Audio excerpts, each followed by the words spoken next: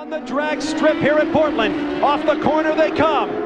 Oh, it's going to be a photo finish. Blundell, here comes Boisel in third, to the line they come. And Mark Blundell takes the victory in his 22nd career. As I've said in my video about Johnny Herbert, there was a bit of a glut with of British drivers in the 1980s, 1990s, who had who were bestowed to be the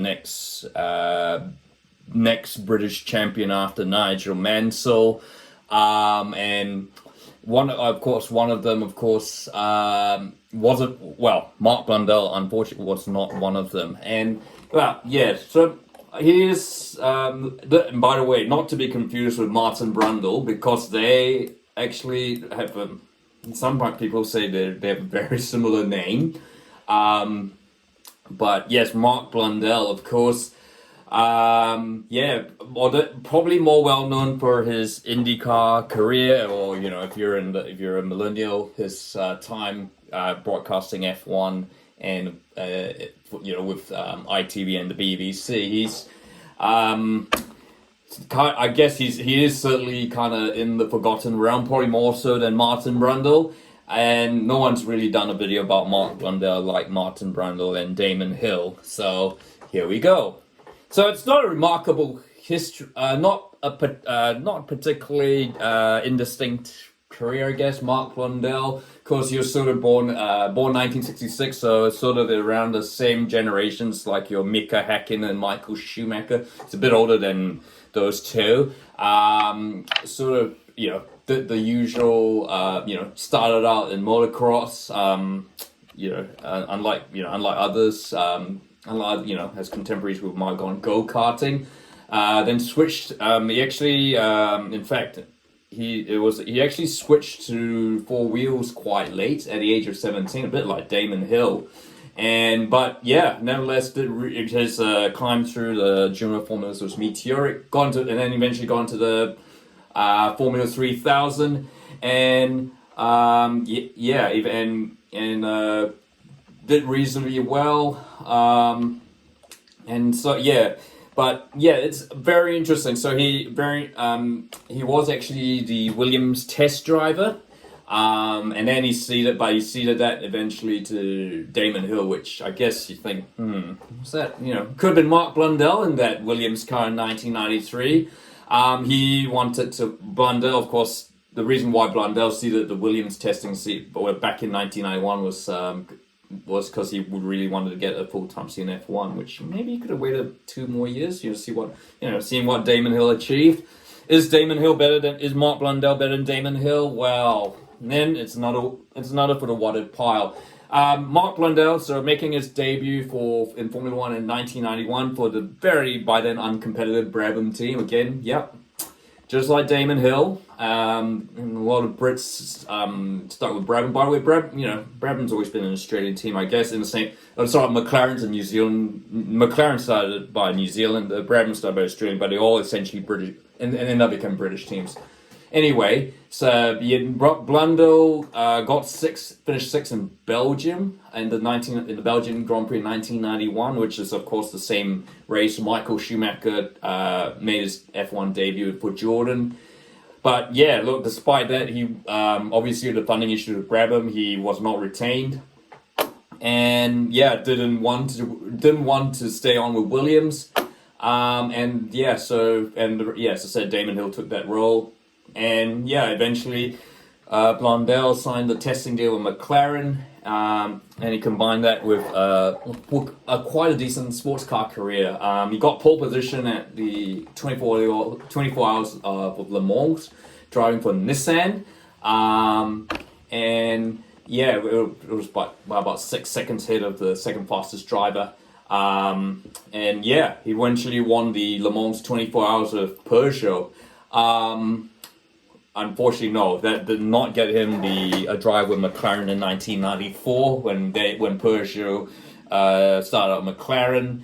But because Blundell at the stage had now returned to Formula 1 with the French side Ligier, partnered with Martin Brundle. So And yeah, so interesting. I can see the confusion there. Both Blundell. Of course, you got to remember in the late 80s, 1990s, sports car racing, you had those covered cars, sports cars, with your Jaguars, Nissans, Peugeots, Toyotas, Mazdas. It was a glorious era, which I think it's started sports car racing now, and the hypercar era is starting to come back to. So it's great stuff.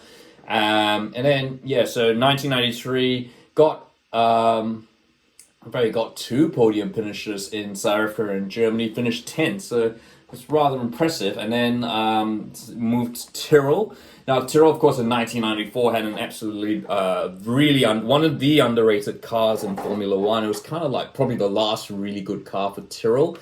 And Blundell, of course, had Yukio Katayama, who was very unlucky. There's a really good article out there on a site called F1 Rejects. Yukio Katayama is not really an F1 reject, but it does talk about the unfortunate, how unlucky Katayama was. He actually, like 1990, the German Grand Prix 1994, he was running as high as 3rd and then had to retire. Could have finished on the podium given what transpired.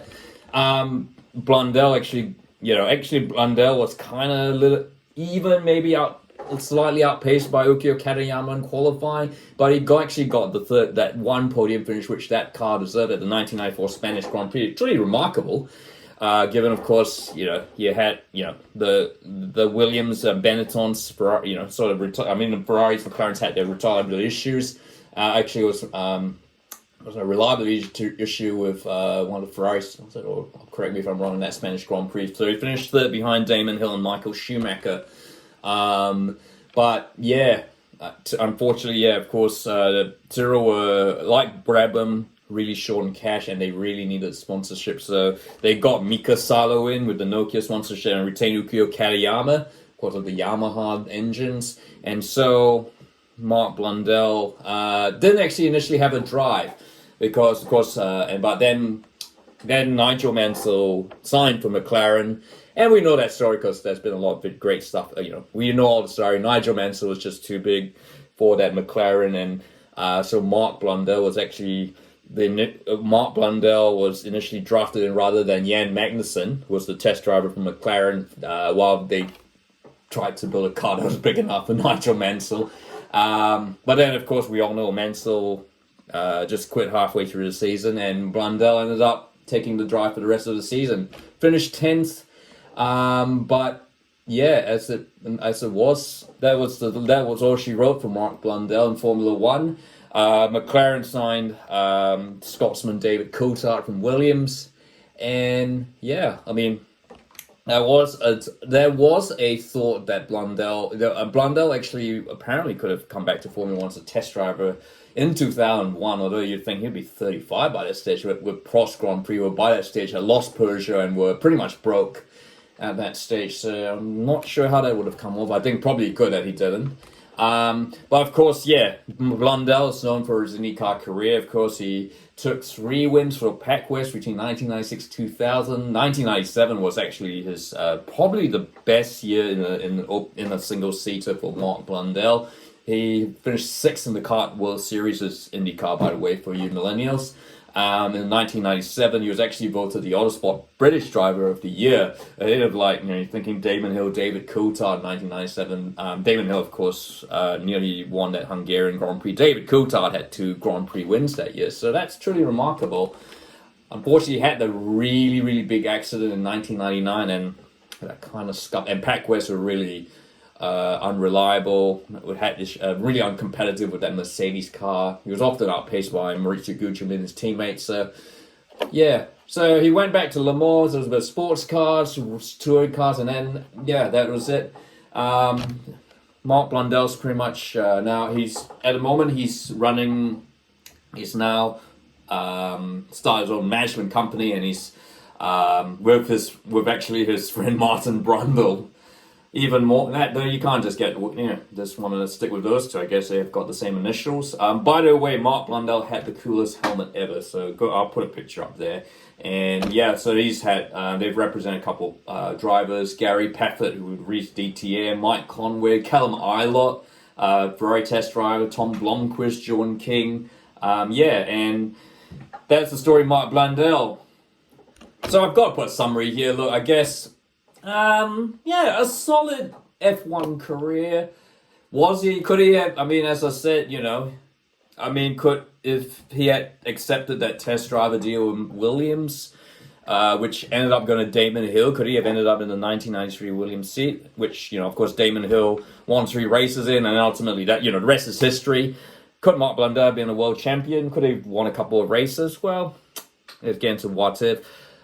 I wouldn't put him in no one would put him in the category of, you're like Lewis Hamilton, Michael Schumacher. I think that would be absolutely ridiculous. Even he himself wouldn't say that. But I think a solid career. Got a couple of podiums, so yeah. I mean, you say Johnny Herbert. In that other video with Johnny Herbert, I said, was he truly that unlucky when you have 3 Grand Prix wins? Particularly 3 of them were just literally handed over to him. Look, I guess the thing is, if IndyCar, could he, I guess the big what if would have been IndyCar if he, had that injury in 1999 when Mercedes was still pretty competitive in IndyCar. Could he have won the IndyCar championship? Because IndyCar is a whole lot more competitive. If he hadn't been, could he have had the chance to go to like a top team at an IndyCar, like Chip Ganassi or Team Green or Penske in 2000? We'll never know, but, all in all, a pretty good career for Mark Blundell, and I think definitely one that kind of should be celebrated a bit, mentioned a bit more. I think I guess it's a bit unfortunate that he shares, at the same time, that he shares the same initials as Martin Brundle, but, and pretty much done the same things as Martin Brundle. So that's my thoughts on Mark Blundell. I wouldn't say unremarkable, but I wouldn't say truly remarkable, but a very respectable career for the Englishman. But what are your thoughts on Mark Blundell? I know he's kind of in the forgotten realm. It's been the 1990s, 2000 since he raced. And yeah, I'd like to hear your thoughts. If you like this video, feel free to like, and don't forget to subscribe. And look, perhaps let me know who else I should cover. I've done Stefano Modena, I've done Johnny Herbert. Could do Alex Zanardi, but only his F1 career, because let's be honest, Alex Zanardi's post F1 IndyCar career, that's another separate story in itself, and people have done that's too well known. So I'd like to get any other driver suggestions I should do. And if you like this video, feel free to like and don't forget to subscribe.